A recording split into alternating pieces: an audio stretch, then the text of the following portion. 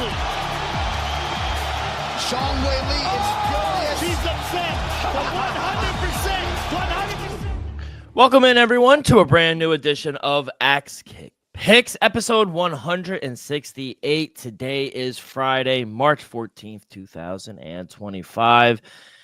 And Joe, I am back in the 201-973. I was in Orlando, the 407 for a little bit, got some color, 80 degrees. It was nice.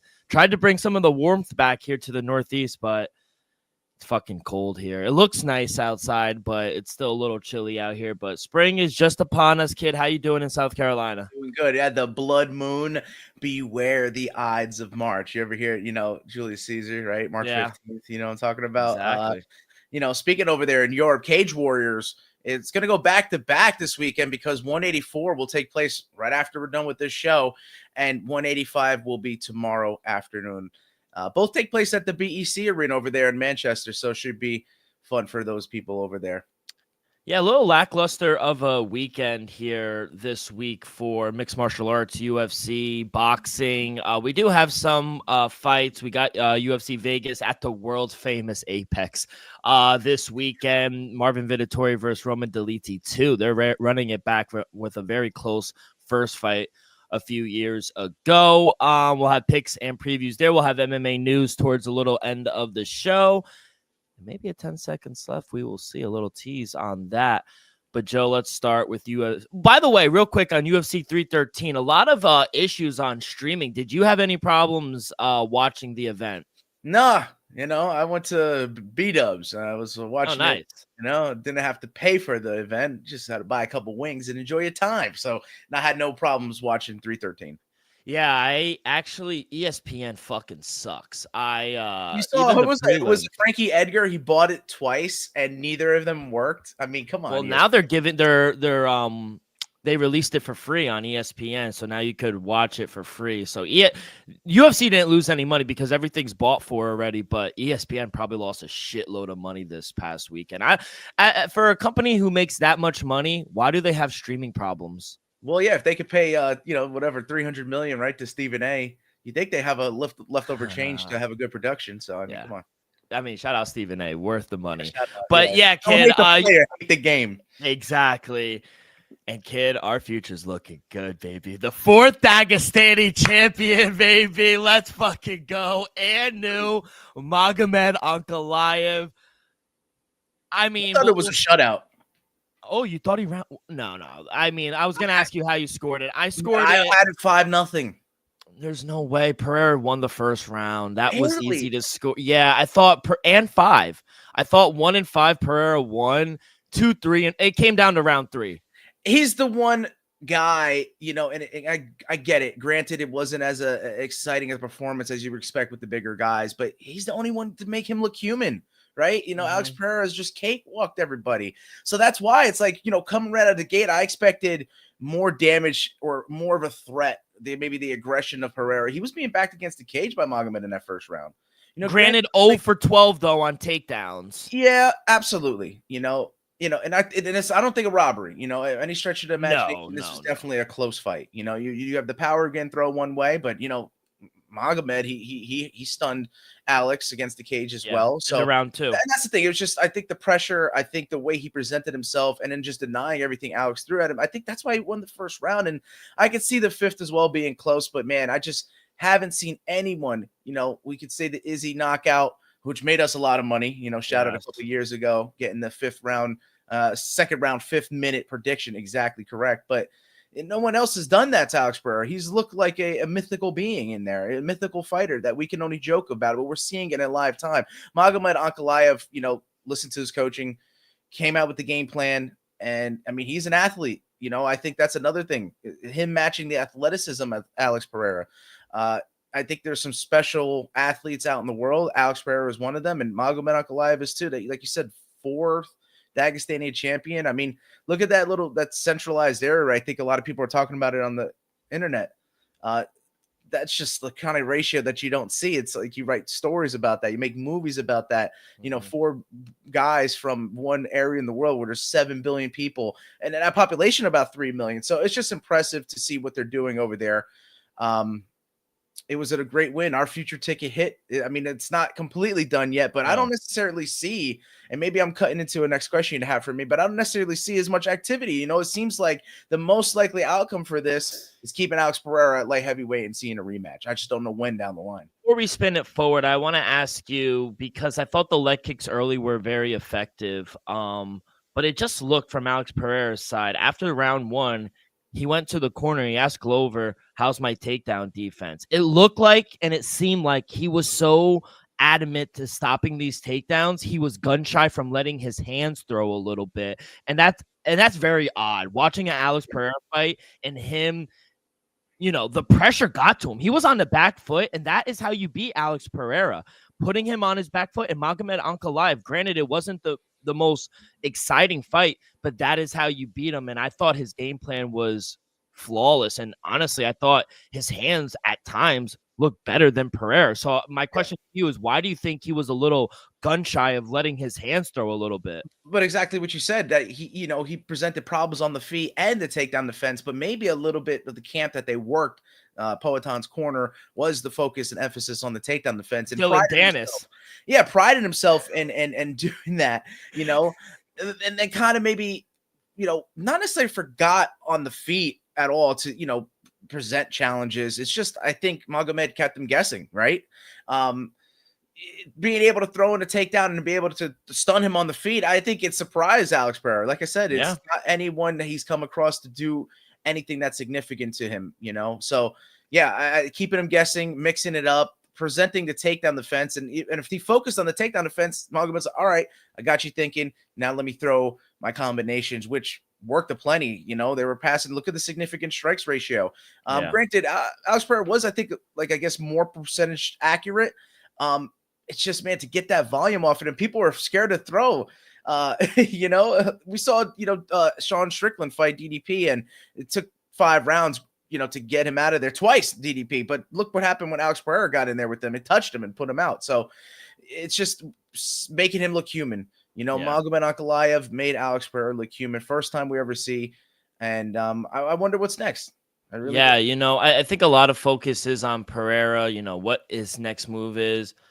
But we can't forget, and the shine has to go to the champ. I mean, what a game plan for Magomed Ankalaev. I mean, from the first round, I was like, oh, here goes another Glover Jan Blachowicz fight, just chopping the legs down. But it looked like he was stood it. He was changing his stances. He threw his own. Look at Alex's leg. It was reddened up. It was red. It was definitely red towards the end of the fight. His striking was clean, and just the pressure. I just wish, because I did give rounds 1 and 5 to Pereira, I just wish the pressure and the relentlessness of the takedowns, or the attempts of takedowns, that he had in round 4, he had in round 5. Were you surprised that Ankalaev went away from that a little bit? Because we saw some success, him up against a cage, control time. Are you surprised he went away from it? Well, no, because he was finding success on the feet. I think the emphasis of the game plan was to mix in the takedowns. But if that doesn't work, you see how skillful he was, matching the athleticism I mentioned and rocking him. I think he made Alex Pereira respect him. Not any fighter. I got to go back to, not anyone has been able to do that to him. So we can't deny how good Magomed Ankalaev is. There's a reason we put a future ticket out for the guy, right? Yeah. We saw the potential. We saw him having a full rounded game. And who knows, if it did hit the mat, would we have seen submission from Magomed Ankalaev? We don't know. We know Alex Pereira, in some of his videos, he was working some of his submission games. So we don't know if, the can of worms that would have been open if they try to go some grappling route. But it didn't happen. But Magomed won on the feet, man. Let's look at it for how it is. Even if you score those 3 middle rounds, it's still 3-2. And I think you're right about the argument. I think majority of people could argue the 3rd round also being a toss-up, right? So, yeah, it's not a robbery in any stretch of the imagination. Not at all. It's just a very close fight at the highest level. And I mean, for Alex Pereira, what do? You move up to heavyweight? No, I think he's too prideful. I know I'm very egotistical with that, saying, yeah, he's going to go in there and fight John Jones. But now that fight has kind of been dwindled a little bit with the loss. I think it's for the legacy of Alex Pereira to try to get the rematch and win the belt back. What John Jones wanted was for him to win so he can move up and not fight Tom. I agree. So did Dana and the UFC. I think it would have been the super fight they all won. Magomed now 14 wins in a row. That is the third longest active UFC unbeaten streak. John Jones at 20, Islam at 15, Merab at 12, and remember the name, Bilal Muhammad at 11. Yeah, what a lineup. Now moving forward, you mentioned maybe going up to heavyweight. I disagree. Dana White probably wants to see it. He said he probably wants to run it back.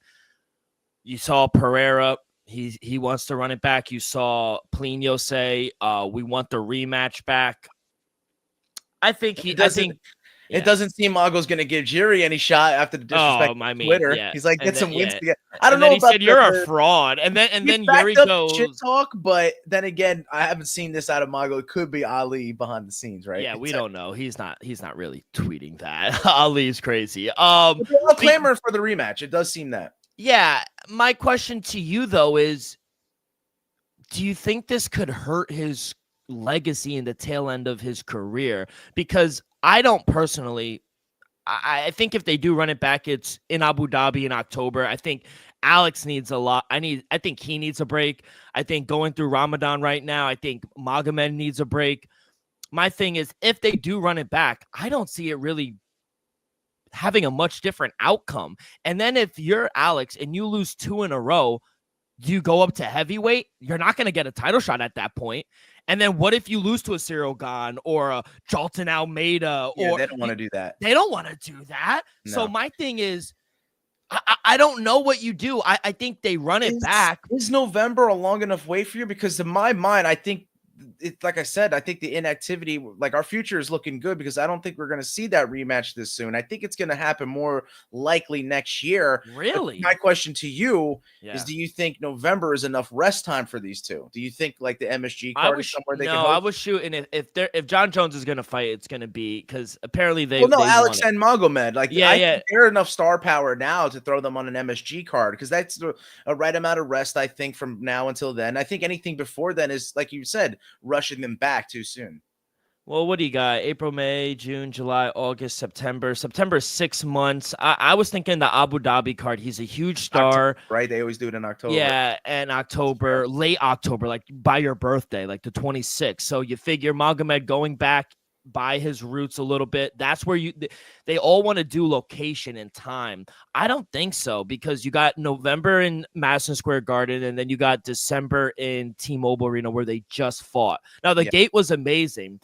I think they do fight this year, but I think it's in the winter or late fall. Yeah, that's definitely Q4. And to your point, it segues right into the heavyweight question. Is that's kind of making John have to defend against Tom, and that would be maybe the. He doesn't want that. He don't, but that's what most likely will have to be done, right? It's going to be end of the year. It's going to be in November. That's why I was questioning if they throw them two on MSG, but maybe they just leave Tom and John for this. This is a question. Do you think because Tom doesn't care about the money, he's probably ready to go?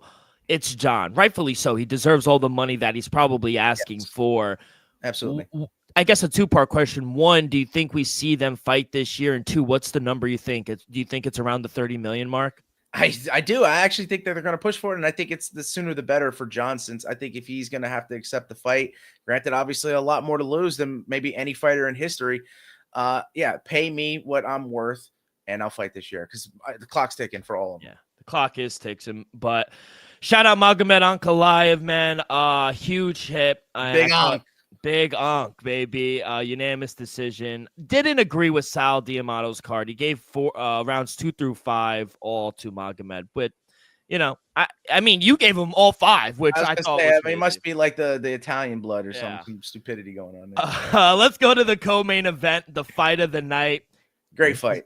Great fight. And to be honest, I don't know why some people before I think they just forgot how good Rafael Fiziev won. And Joe, hot take, I thought he won the fight. I thought he won rounds 2 and 3. Now, a lot of first round was definitely Justin Gaethje. I thought rounds 2 and 3, I gave to Rafael Fiziev, and people want to say, the tail end of the third round, Justin was with the dirty boxing. But did we forget the body shots and the knees that Rafael Fiziev was throwing in the beginning of round 3? Now, are we just going to dismiss it because it was earlier in the round? I'm not going to use robbery because it was a close fight, but man, I thought Rafael He did Fiziev won enough the to fight. steal, maybe judge, Yeah. here or there. But it was just an entertaining fight. I mean, like you said, that first round, though it could have been Gaethje's, it probably was. I just couldn't get over that damn position that Fiziev had gotten just Justin in, right? Riding on the top, reversed mounted triangle. I mean, what was going on there? But that's just what you get with two of these exciting fighters, man. So um, I did lean Fiziev as well. I had him also as my pick. What did you score the fight in real time? I did score it for Justin. I think. Oh, really? I did think the first and third, but I do think it would have been close. I was like, hey, Fiziev could have stole a judge, just as I explained. Think he did enough to do that, but unanimous. I know it was Justin Gaethje's comeback party, right? Having that vicious knockout. He seemed to have been able to take some shots and be able to deliver. So, as much as he's been through all the wars, still seems he has some miles on that tread. So, yeah, I maybe a little biased towards Justin Gaethje, but I can understand why. I can understand the sentiment. Yeah, he's your favorite fighter's favorite fighter. I mean, John Anik coined that perfectly, and I think he's exactly that. You mentioned the first round. Are you surprised Fiziev didn't go back to the takedown? Because just like the first fight, he was able to take him down easy again. And I listened to Fiziev on Ariel Helwani show this weekend, and he said the reason I didn't go back to the takedowns, he was a little gun shy with his ACL. He didn't want to ruin it again. Were you surprised? Anytime I got in close to it, did seem he was hesitant. At range, he did seem the better fighter, but in the pocket, Gaethje's a beast, and those pocket little shovel hooks and uppercuts. You remember that landed, and I think it knocked Fiziev down. So yeah, you got to also understand a fighter's perspective. The weapons that are being thrown their way and their ability to adjust, as we explained with the first, the main event, the first fight we talked about. Having Pereira have to adjust on the dime. I think Fiziev had to as well. Gaethje did. So just that close of a fight, man, you could see the adjustments can make the difference. It can make the it was razor sharp. Both fights were razor sharp. I thought Fiziev won both fights, but real quick, you mentioned the knockdown in the second round. Yeah. People were scoring that at 10-8. Am I crazy? I know I'm newer to the game, but just because you knocked them down, you can't. It's not boxing where you could score it a 10-8 round. Yeah, I don't think every knockdown either is going to score a 10-8. It's just a definite 10-9 win. You got the knockdown in your favor. Exactly. But I mean, like multiple knockdowns in a single round, or in MMA, a knockdown and maybe a couple takedowns, control time, that will give you the 10-8. If you dominated that round, that gives you 10-8. That's why I believe I gave a 10-7 round once, because the fighter absolutely dominated. I think it was a Yan Xiaonan fight when she fought Carlos Esparza. She did absolutely nothing. I gave her a 10-7 there. It was like, it's just that level of inactivity getting dominated. I think that's the only way you can score at a 10-8 that manner. So I've seen a lot also going with these guys as for the future of the divisions. I mean, Fiziev, I hate to jump you, but Fiziev was talking about going to featherweight. I don't know if you saw that. Yeah, and I saw that. Real quick, before we get ahead, I got so many questions. Thoughts on the gloves? I mean, it's just a little kind of middle finger to the UFC for. But they said, and they lied to us, I think, and I'm not calling Trevor Whitman or John Anik a liar, but they said he was hitting so hard in the back before that it wore off. I've never heard that in my 5 years of watching the UFC, that you were hitting and training in the back room hard enough that it wore off. I think it was a kind of an FU Trevor Whitman, because they blocked out his gloves in. Yeah. The 100%. I think we could all agree to that. I don't think you can fool us anymore. I think the subconscious of just the way we think about things, the way we communicate, on the internet, I think we are all in agreement on certain things. So yeah, it definitely wasn't rubbed off due to that. I don't think those letters doesn't even make sense, Joe. No, it's like, yeah, that doesn't make sense to me. All right, so you say Fiziev. I did hear that. He said it's 50-50 his next fight going down to featherweight. He is a smaller lightweight fighter. I think he could go right into a top 10 fight in that featherweight division. You look at a guy like an Aljo, a Josh Emmett, even a Brian Ortega. Like, I think those are very fun fights in that featherweight division.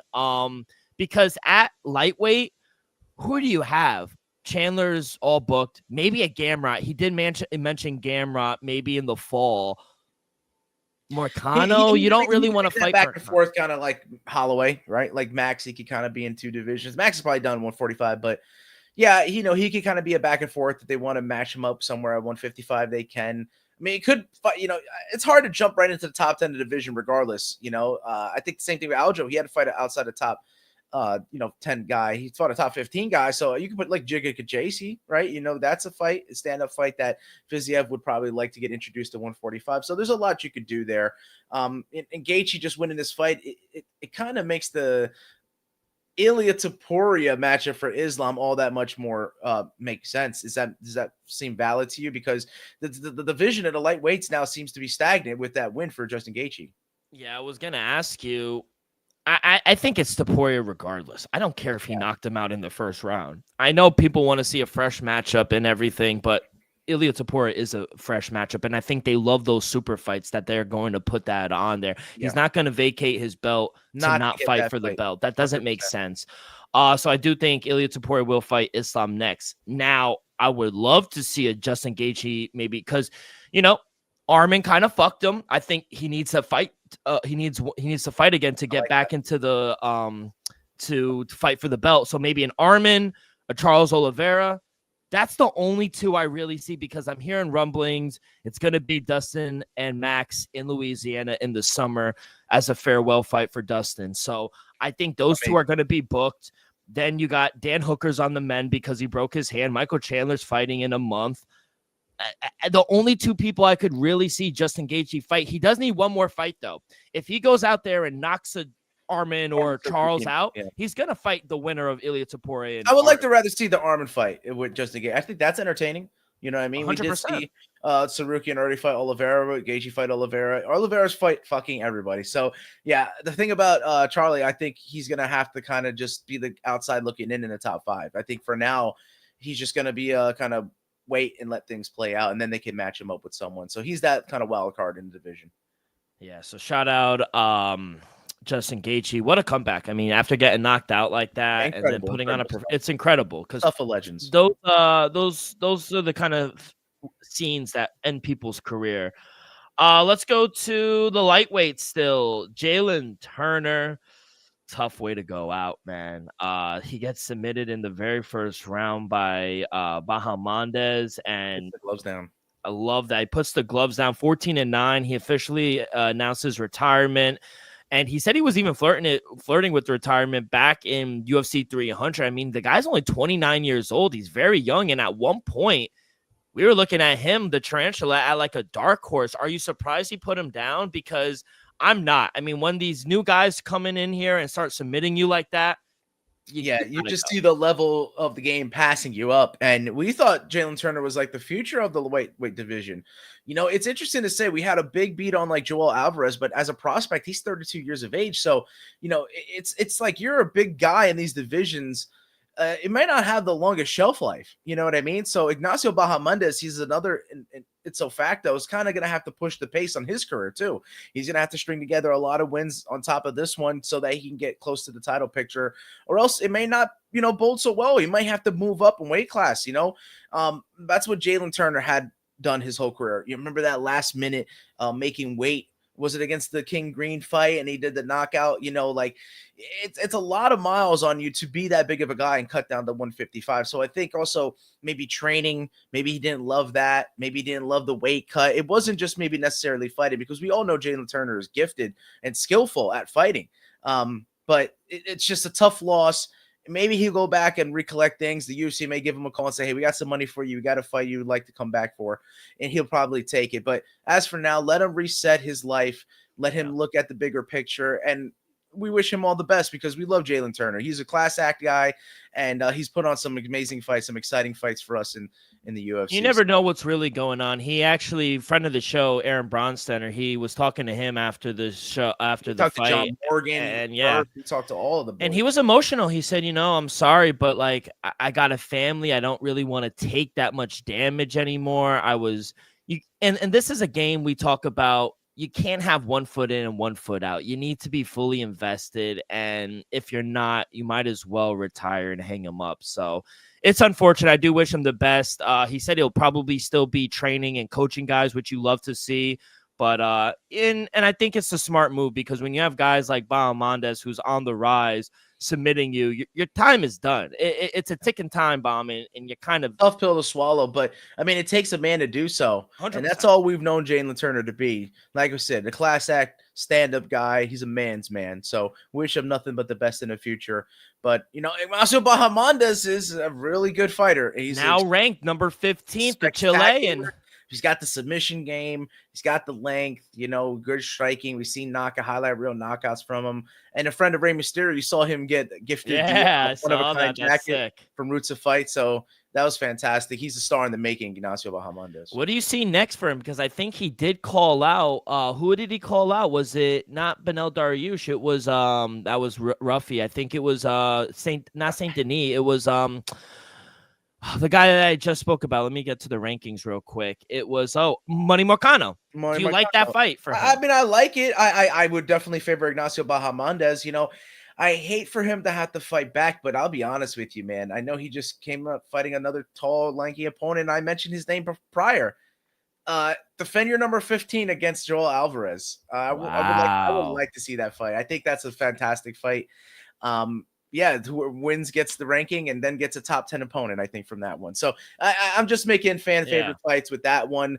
Probably not the best business for the UFC. No, I don't think they want that. Their trajectories elsewhere. But I think we would all love to see that. Yeah, I would love to see that. And we see him getting better, training with the champ, Mike Valley. Yeah, Mike Valley. He got another one. So shout out Bahamondes. He does get the bonus as well. Good Ellie. What the fuck was this fight doing on the main pay-per-view? This was a fucking dud. What was the game plan from Lucendo? Can you explain that to me? It was maybe just the wrong one. I don't know women. I think everyone said there's like 5 or 10 seconds left, and they just rang the bell. They said, we're good. We don't need to see this anymore. Let's hug and kiss, and we're all done.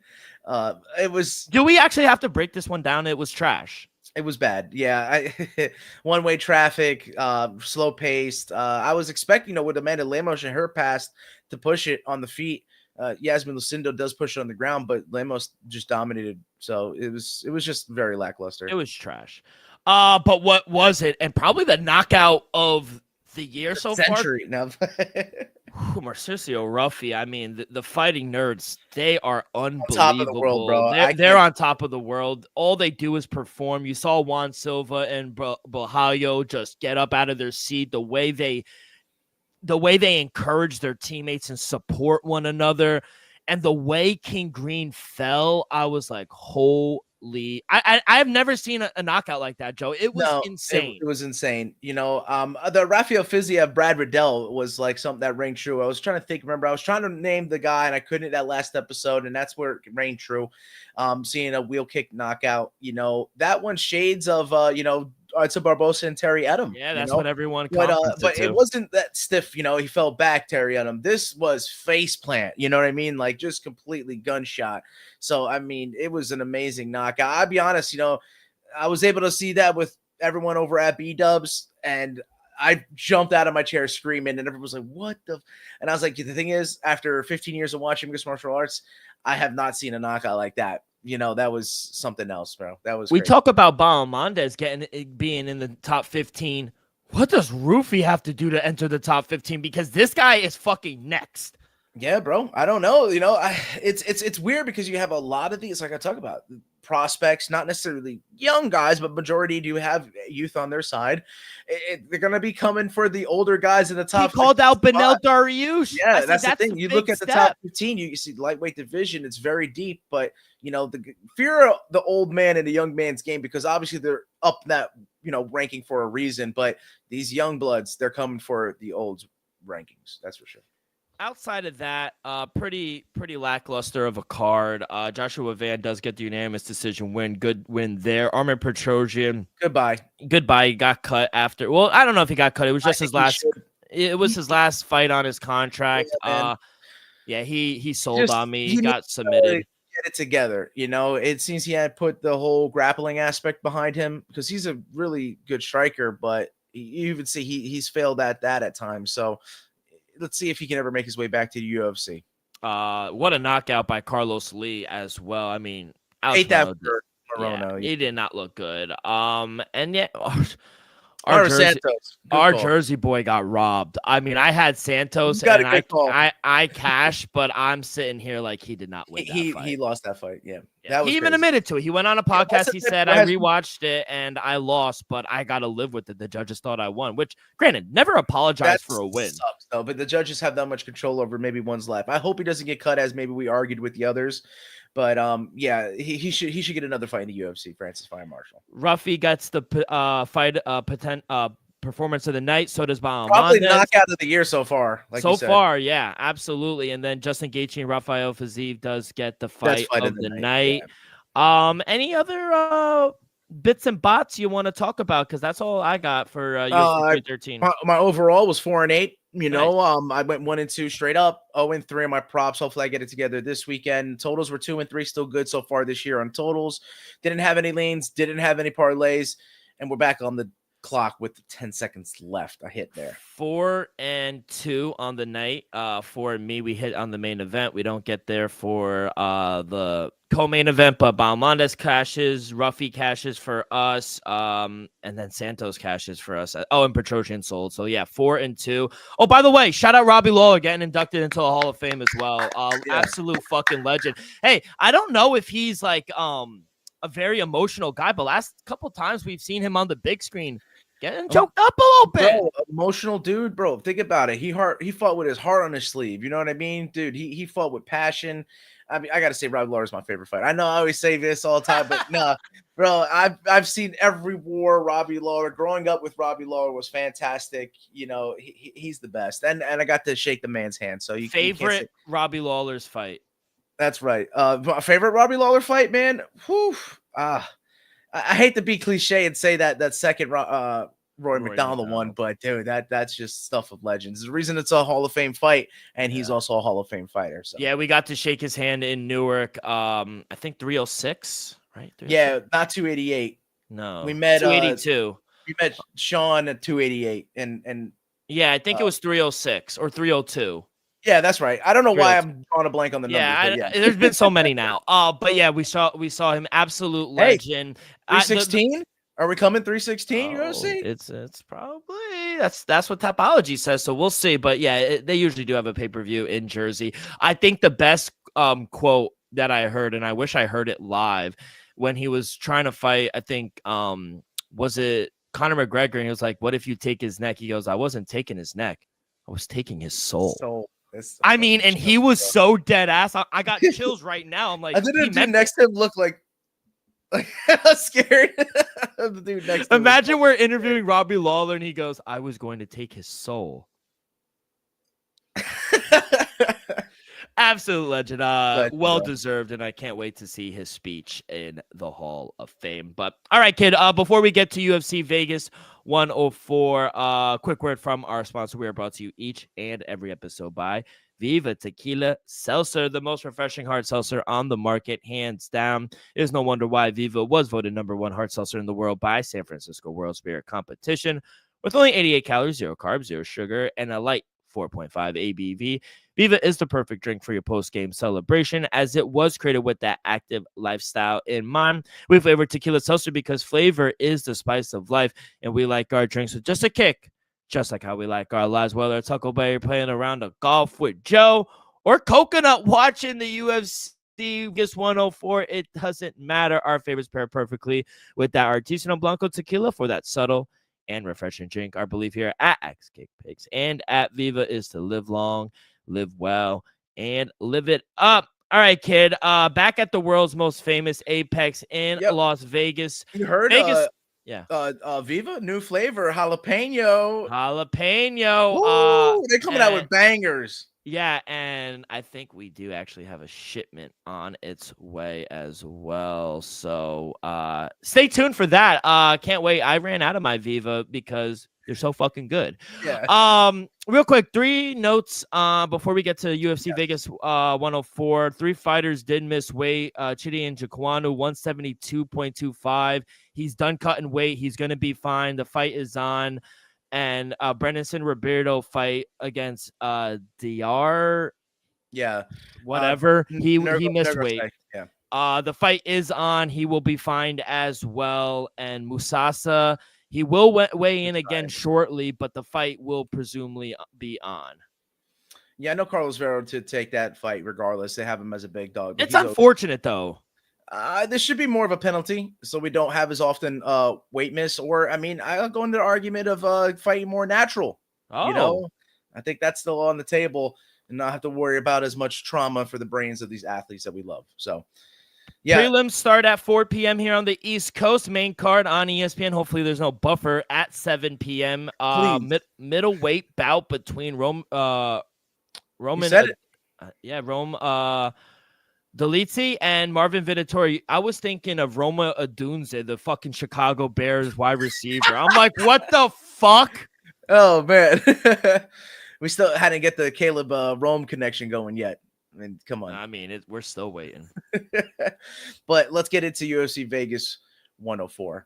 Can't believe we made it 4 events past 100. I didn't think we'd be alive this long, but here we are. So, I mean, let's start it up. I don't have official play really at the prelims. You know, I do like getting started early.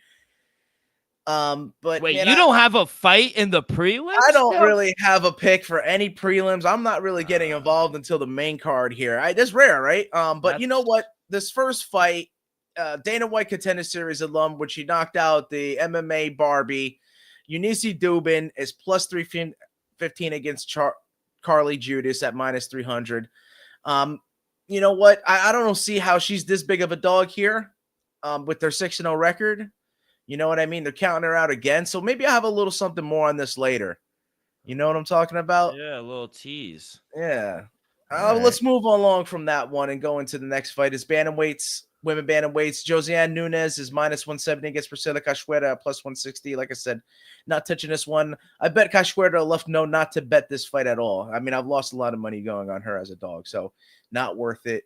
The flyweight has a matchup between Andre Lima minus 330 against Daniel Barres at plus 340.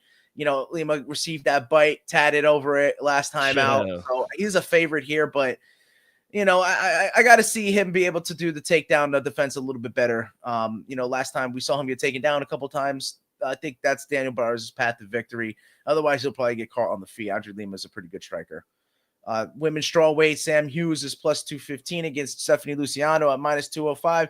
I wouldn't be able to know which way to attack that fight, so that's why we steered clear of that. I got to play. Unless I'm speaking just for myself. Yeah.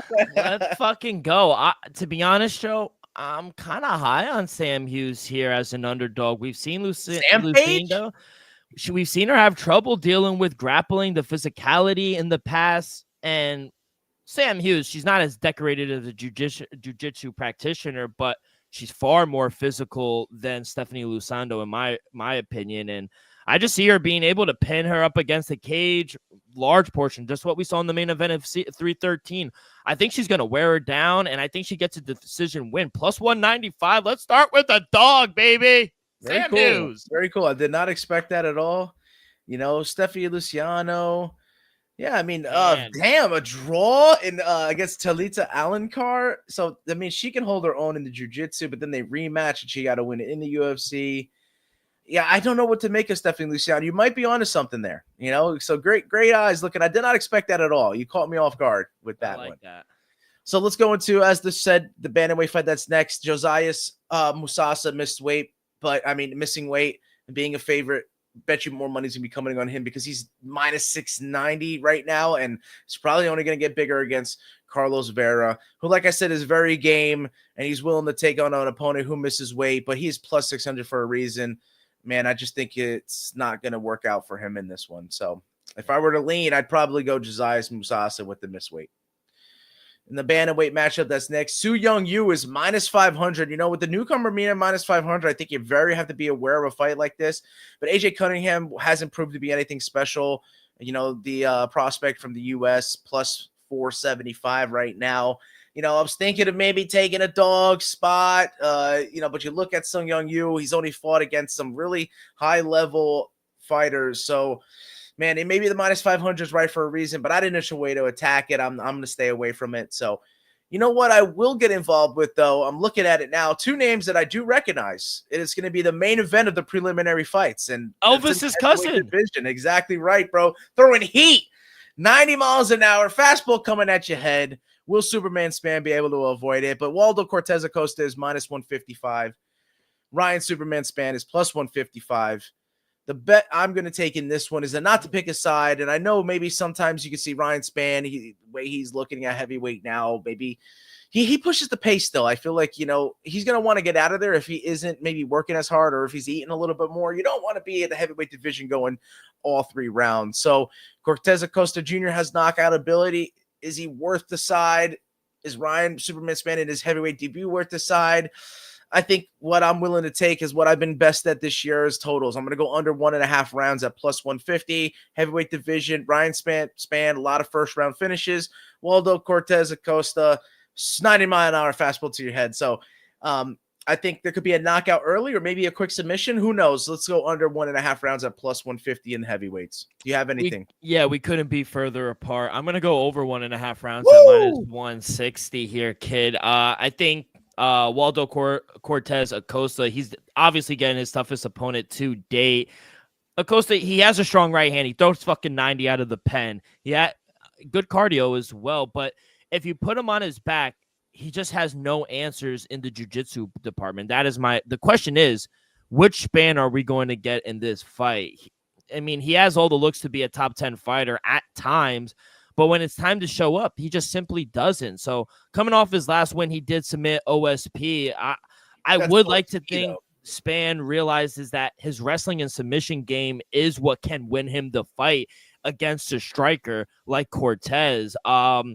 I just think due to the ability and durability of Acosta and the likely takedown attempts by Span early on, I think it's going to go a little longer than we thought and before we see a winner here. So I am going to take the over 1.5 rounds. And to be honest, this line just simply confuses me. Give me Ryan Span as a dog, plus 142. I mean, he may have fallen on hard times, but I think he's the better fighter. He's the more experienced fighter. That's and true. I just think, Cortez, he needs some learning to do. I just think he could be at a disadvantage here. And I think you add in the underrated submission game of Ryan Span.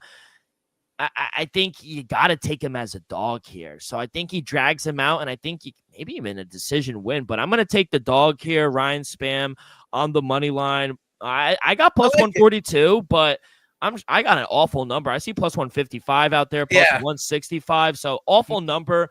But yeah, shop around. I like the dog, and I'm going over 1.5 rounds. Yeah, we're opposite ends. I just see if it gets like, I mean, you're actually it's more logical. I don't know what the fuck I've been doing in 2025.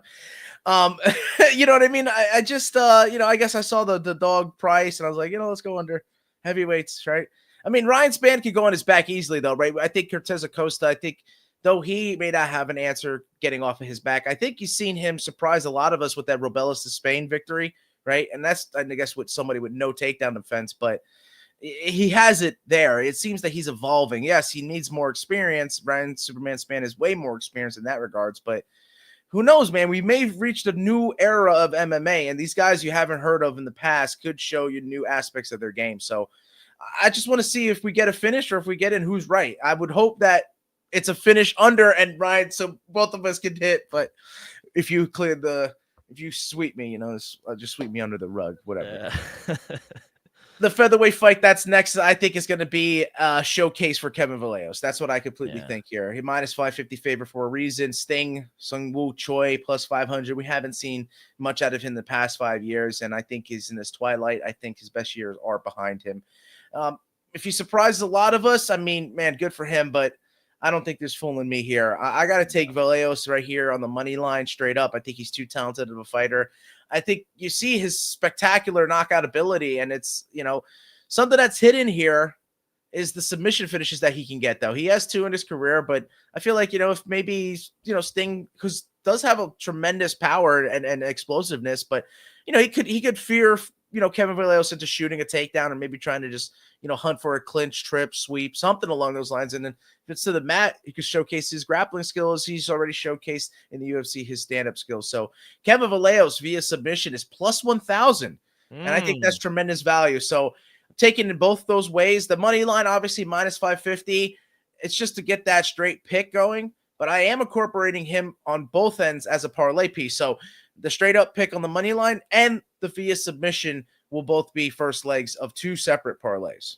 Yeah, Kevin Valero's just huge favorite here, and for obvious reasons, he's going to take on Chuhu Choi, who's probably going to be looking for a knockout there, but he's a 5-1 favorite. I understand why. He's a great prospect, and Choi, he's been KO'd in 2 of his last 3 fights. I think he could get a knockdown early on here, and you add in his 71% knocked out rate. True, I think maybe early on we'll have some moments, but he's gonna likely swing for the fences, try to land that big shot. Yeah. I just think when he does, he keeps his hands low, and I just think that's a recipe to get knocked out. So he's a good parlay piece. I think Kevin Valeros will get the job done. I'm gonna take him inside the distance. It's at -225 any which way, but I think he's a good parlay piece. Love it. Hopefully we both hit there. I get the submission and inside the distance. Yep. I'll both hit for us. So let's see this next fight, man. Light heavyweight matchup. He ain't weighing 205. He's weighing 210. DR Nugrozai is -350, but he missed weight. And Brandon Ribeiro is accepting the fight, taking 25% of his purse, which now we just discussed should be higher. So we don't have many missed weights, but he's +325. I didn't want to pick a side here, even though I do kind of lean with Nugrozai. Kazakhstan has maybe just as many up-and-coming fighters, maybe Dagestan does. Little did we know. Don't really we see the bigger guys though, light heavyweight guys. We've seen a lot of Kazakhstanians coming at the lighter weight classes. So yeah, Nugrozai is going to have to make a statement for his country here. But Brandon Ribeiro, though he's very volatile of a fighter, he has that knockout capability as well. So in this fight, I'm going to go under 1.5 as well. Both of my totals for this weekend are going to go under 1.5 rounds, though me and Diaraka are against it in the first one. Maybe we are the same in this one at +145. I'm willing to take the plus money. Yeah, no play for me. Good for me. I've been going ahead of you this year. I looked at the record. Ain't been good for me, this big dog. You've been sweeping it, like I said. So let's go into an exciting matchup, I believe, here in the bantamweight. Damon Blackshear is -435, taking on Cody Gibson at +380. I mean, I get it. Damon Blackshear, he's got some submission and capability. He's got length. He's got size in the weight class, but Cody Gibson has been there, done that. He's streaking right now, 2-fight win streak. I think he's found a second win in the UFC here, as compared to his Ultimate Fighter finale opponent and winner, Brad Katona. You can't ever count somebody out of his fight, and Cody Gibson, I don't think is a guy to be counted out. This has trap fight written all over it for those Blackshear backers. Give me Cody Gibson at a dog price at +380. Yeah, I love that play, Joe. I'm going to take +3.5 with Cody Gibson on the spread over at DraftKings at +120. I actually considered playing him on the money line here, but I did settle for the spread. I expect this to be a close fight in a lot of ways. I feel like neither fighter, big knockout threats on the feet, and both they're solid grapplers in their game. Both they use their wrestling lately, and I just think it might cancel each other out here. And if he does, I think you could expect Cody Gibson to steal around on the feet with his striking, and all he needs to do with that +3.5, all he needs to do is steal one round, and I think he's good enough to do that. At +120, Cody Gibson +3.5. Fantastic. We're on the same side there. What's the worst that can happen? But now we make it to the featured bout, man. I like this matchup. We're seeing a lot of it, though, with Anthony Hernandez, right? Alexander Hernandez. Mm-hmm. Always getting matched up with older dudes, right? So this lightweight matchup, Alexander Hernandez is -190, taking on Ultimate Fighter winner Kurt Holobaugh at +185. Although he's coming off of a win, Alex Hernandez's trajectory is to lose in this next one, according to his last 10. Loss, win, loss, win, loss, win, loss, win. So what does that tell you? Most likely a loss is coming. When will he string these wins together? Kurt Holobaugh, on the other hand, it seems to have peaked with his Ultimate Fighter run and victory. Hernandez's career is unique, like I said, because he's been matched up with plenty of older veteran UFC fighters, including Hall of Famer Jim Miller. If you know, you know. After a tough match with Austin Hubbard, I think he can get this win. I really do. Kurt Holobaugh seems to be, like I said, at almost 40 years of age on the back end of his career. Will Alex become the legend killer the UFC set him out to be? Oh man, I'm gonna put my money on the younger guy, outlasting the older guy to win on the judges' scorecards because I see a decision here. It could go either way, but I do like the younger guy. So give me Hernandez on the money line. It's minus 190, but I'm gonna take him via decision at plus 110, and that via decision is gonna be a part of the via submission play with Kevin Vallejo. So if that doesn't tell you where I'm heading when we get to the main event, nothing will. Yeah, Holopo, I agree. He's a seasoned vet. He's as tough as they come. However, Alexander Hernandez, I just think is better everywhere this fight could go. As long as Hernandez doesn't allow Holopo to dictate the pace, I think early on, I think Alex Hernandez should be able to utilize the striking, stay on the outside, and kind of set up his wrestling to win this fight.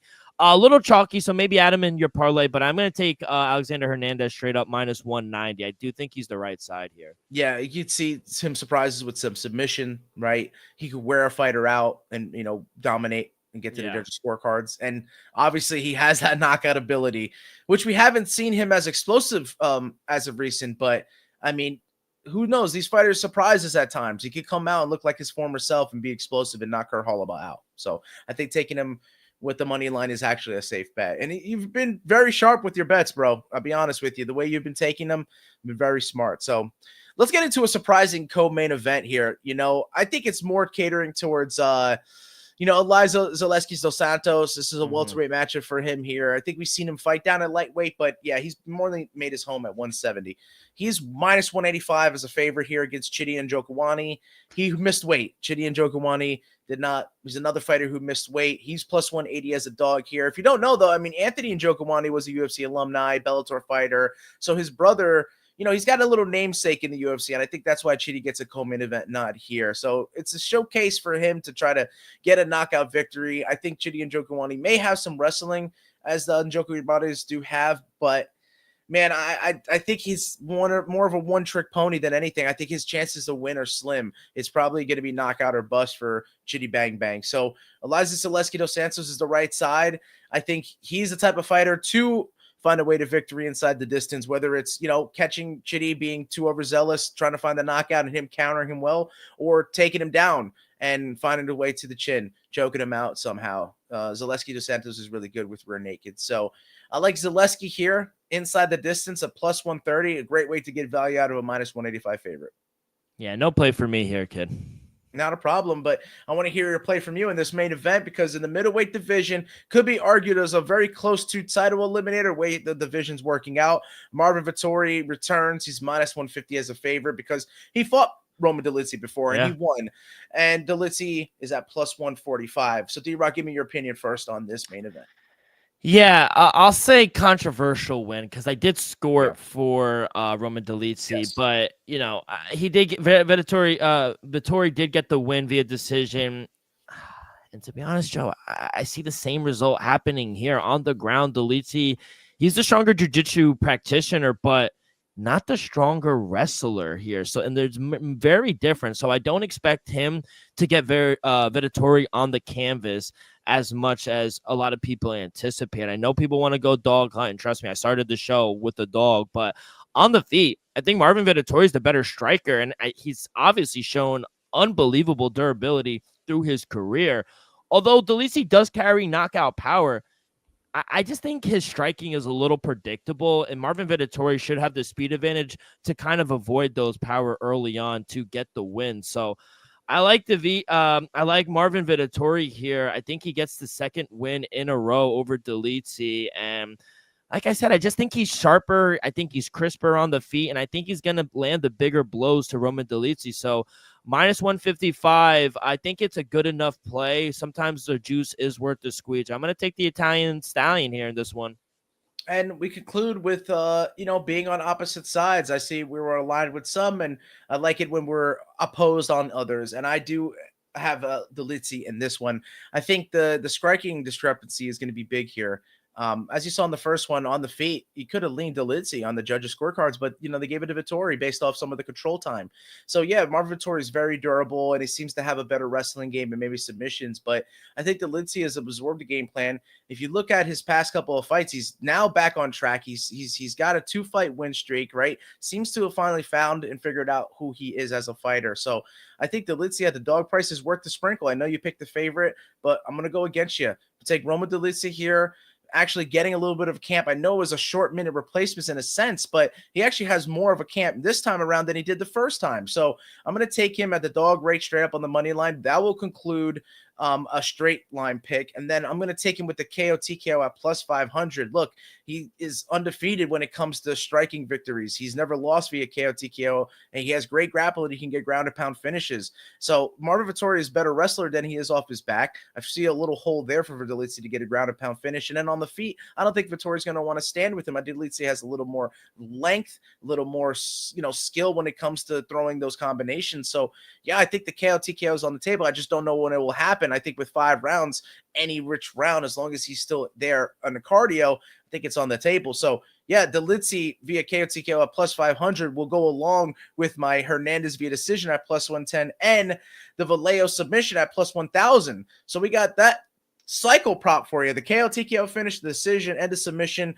will give you the prop cycle parlay worth $13,760. I mean, you can make some amazing money if any of these long shots hit for the prop. And to conclude it all, the straight picks, like I said, the straight pick parlay was Roman Delici, Cody Gibson at his dog rate, and Kevin Vallejos again being the massive favorite any which way he gets it done. Besides submission, all those three will give you plus 1,290, almost a 1,300 parlay for there.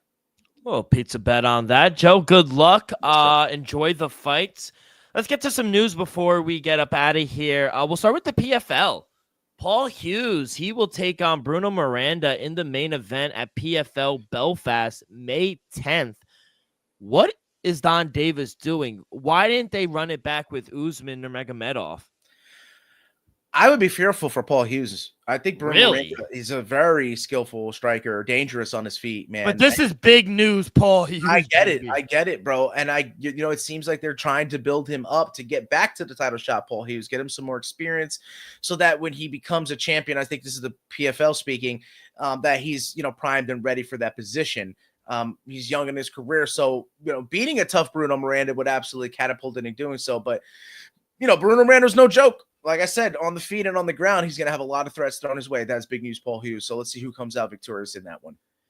And UFC Des Moines, May 3rd is being a banger. Are we going to Iowa? I mean, I'm down. May 3rd, headlined by Figueiredo and Corey Sandhagen. Yeah. Co-main event, Reiner de Ridder is taking on Bo Nickel. Yeah. And then welcome back, Jeremy Stevens. He's going to take on in his hometown, Mason Jones. I mean, after the big win, listen, I'm the biggest Dave Feldman fan. I love his story. I love the company he's building in BKFC. He's letting his fighters do what they need to do. But he's not under contract with BKFC anymore. I mean, that was the last fight of his contract. You had to re-sign them. That was a massive fail on David Feldman. No, I think there's something in the works behind the scenes. What fight? But Dana White has such a good relationship with Jeremy Stevens. So no, I get that. But my thing is, if you're Dave Feldman, you can't let Jeremy Stevens go. He's a star. Yeah, but I think by trying to lock him up, as we've seen with all these fighters being locked into contracts, we see the disgruntled fighters lash out at their owners, right? Their promoters, the organizations that own those contracts. I think by allowing your fighters to be free and do what they want and make money whichever way they can using their bodies because they're fighters, I think that encourages the relationship back with BKFC. Jeremy Stevens is like, look, I have a guy who's willing to allow me to go other places and compete, and yet I can come back and continue to make money with them. So that's not what the UFC does. They don't allow you to go and do other things unless it's grappling or stuff under the UFC Fight Pass. They're not going to let you go and you're not Conor McGregor. Well, we're talking about the relationship from Dave Feldman and Jeremy Stevens. There is no more relationship. He's not under BKFC. Currently, I'm saying that this will help for future, right? He will never fight under the BKFC banner ever again. That is my hot take. Wow. Okay. I don't necessarily believe that. I feel like he has a home at BKFC once the UFC contract is up. If that was the case, you would resign him. I feel like if you were to, he may not want to have immediately fought back for the BKFC. They probably had this discussion, right? And allowing him to go fight elsewhere would encourage him to come back. If they go, no, we're not like nobody's signing you. You know what I mean? Like it's like if they forced him to sign a contract, right? If he was in a contract in the middle of a contract. And they're like, oh, you can't do anything. You're with us. We own you. And there's no ifs, ands, or buts about that. They're like, fine, you can keep my contract, but I'm not fighting for anything. And now that doesn't help anybody, but it just makes them look like bad guys. And then the fighters now having to work a 9 to 5. You know what I mean? You know what I think? I think Dave Feltman is a little pissed off Jeremy Stephens knocked out and ended Eddie Alvarez's career in Philadelphia. Oh, hell no. I think that is the case because he wanted more money. And Dave Feltman said, you know what? We wanted it. Dave Feltman came out and said we were rooting for Eddie Alvarez. And Jeremy Stephens knocked him out. Yeah. Regardless, he knocked him out, broke his fucking jaw, and then said, my contract's up. Where's the money? You saw him want to fight with Conor McGregor. It was coming full circle. And even if you weren't going to get the Conor fight, you were going to fight who? Mike Perry? No, it's too big. Too big discrepancy, no? They're going to fight. Size. He just fought Jake Paul. Who? Mike Perry fought Jake Paul. Exactly. Jeremy Stephens was going to fight Mike Perry. There was no one else. He dropped the ball on this one, man. So you're pulling out. You're shorting your stock. Yeah. Oh, Jeremy Stephens did. And now I could be wrong. Now Jeremy Stephens could have the tail end of his career with UFC and go on and win another 5 to 10 fights. And I hope he does. What's the information around his contract signing with the UFC? It hasn't come out yet. All we know is that he is signed. I don't know if it's a 3 to 5 fight deal, but he signed with there. And you know what that means? He got drafted by the GFL. Say bye-bye to the GFL too. You're not going to. That is a made-up league. That is. No, Dylan Dennis and Tony Ferguson, El Kakui. I will see it when I believe. I will believe it when I see it. You know what I'm saying? Watch. It's all speculation. How do they have the money to put together the event? Where are they getting this money from? They have a private investor. They LARPed a fantasy draft. No. No other organization could do that. All right, so watch in April when we have the first event. No, I would like to. These checks have cashed. We talked. Really? Not we. Yes, Chris Weidman has come out and said the money has cleared. These people are going to fight. Oh, but it could dry up. Yes, that is obviously a possibility, but they are going to have an event. Okay, I would love to see that. Yes, I would encourage them to have one as well. I would hate for any of the older fighters to have any health scares with fighting again. But fuck, crazy shit. Yeah, he's done with the GFL now since he did get drafted. What happens if it comes out to one fight signing for Jeremy Stephens, right? If it just signed for the Iowa. That'd be very interesting just to get him back at the home card in Iowa because he's from there. And that's a possibility. I didn't think of that. And that's where I'm thinking is my aspect of thought comes into play, allowing him to fight in his home crowd for the UFC, who he has a great relationship with Dana White. Dave Feldman says, as soon as you go and do that, you want to come sign with us, I got money and I got. What are your sources saying? That he will be back with the BKFC. Okay. And I think you might be right to fight for the belt for the King of Violence against Mike Perry. I love it. I just didn't want to see Mike Perry fight him. Like those are two fighters. I don't either, but that's the fight to me. It's a great fucking fight, bro. Also, according to my sources, UFC Qatar will not happen May 17th. Instead, the UFC is going to hold the event at the world's famous Apex. May 17th. No other better place now. And we got a banger. Johnny Walker, Azmat Murkanov. Ooh, watch out. Dojo. Johnny Walker could be in trouble. Yes. I think Azamat Murzakanov, as we've seen in his past fights, bro, he is he's cold, calculated. He just lets you throw whatever you got to throw at him. He slightly dodges out of the way. Seems lets the head movements on point still. He's got a dad bod figure, right? I mean, you don't really unexpecting dude, but he's a world-class kickboxer who has knockout capability, and Johnny Walker we know to be a glass cannon. And granted, he can knock out Azamat Murzakanov, as can Johnny Walker knock out any human on the planet. But he himself shown his chin is made of glass, and bro, he cannot collect even one from Azamat Murzakanov because he's too accurate. I think if one gets through his guard, Johnny Walker's going out. So I would 100% lean already with Azamat Murzakanov via KO TKO. All right, kid. Real quick, disturbing video and news I wanted to talk to you about. What's going on with BJ Penn? Did you see that video he posted earlier on in the week? No. I'll be honest with you. No, I Okay. haven't heard So it. he made a video, and if you guys don't know, just look up BJ Penn. It's former UFC champion BJ Penn. He alleges that the government killed his mother and replaced her with a lookalike imposter to seize his family's fortune.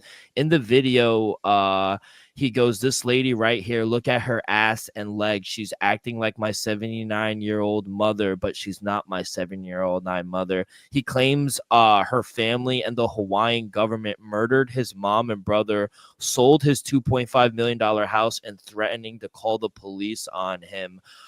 Jared Gordon has come out and said he looks like a guy that has been on meth recently. And Jared Gordon knows this. He is clean now. He was on meth earlier in his career, and he just is begging for BJ Penn to call him, asking him for help.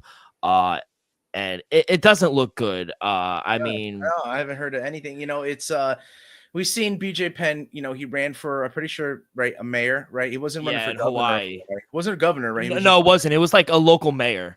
something like that. So we've seen that, but we have seen videos of him getting to altercations on the streets of Hawaii, right? He got knocked out by some random bystander, right? And he hit his head on the concrete. I think I think he's suffering from some form of CTE or some brain injury. I do believe that. And then that compiled with drugs, because we all know Hawaii is the ice problem. If you ever know Dog the Bounty Hunter, I think it was prevalent then and it's still prevalent now. I think as any drug, inner city may have. So yeah, I feel like if you have trauma mixed with traumatic events, mixed with drugs, it just is a recipe for disaster. So I pray that, BJ Penn and his family are, being protected, and we can get the best efforts to look after him and get him what he needs, whatever help that he wants. It's not an easy situation, but I could just hope for the best. Yeah, hope for the best for him. He's actually a living legend, and I just hope and pray that he gets the help that he wants. And I'm glad Jared Gordon is advocating to go and help a guy like that. And we need more people like Josh Gordon. And it will take someone like that, like you said, to have been through it, to know it. And as someone who, like BJ Kent, could see that he may be alone, you may think in those events, in those times of your life, you're alone. Guys like Jared Gordon will extend a hand and show you're not. So shout out to Jared Gordon. All right, kid, 10 seconds left. We're going back to the Apex. What do we got? Yeah, absolutely. As I mentioned a little bit for the first fight of the evening, man, they're denying Yanesi Dubin. Dubin Poison, I would like to call her, because she's just killing the books, man. It's poison if you touch her. Plus 315. Give me that dog price. Charlie Goodis she's good. She's got a lot of volume, and I think she puts on exciting fights. But look at the percentage of strikes that land. It's not often. And Dubin shown he has just knockout power. One touch knockout power. I mean, she does seem to have a well-rounded game, and she's a criminal. Criminals are hot. Give me Yanesi Dubin at plus 315. I love it, kid. Well, enjoy the fights. Good luck. God bless.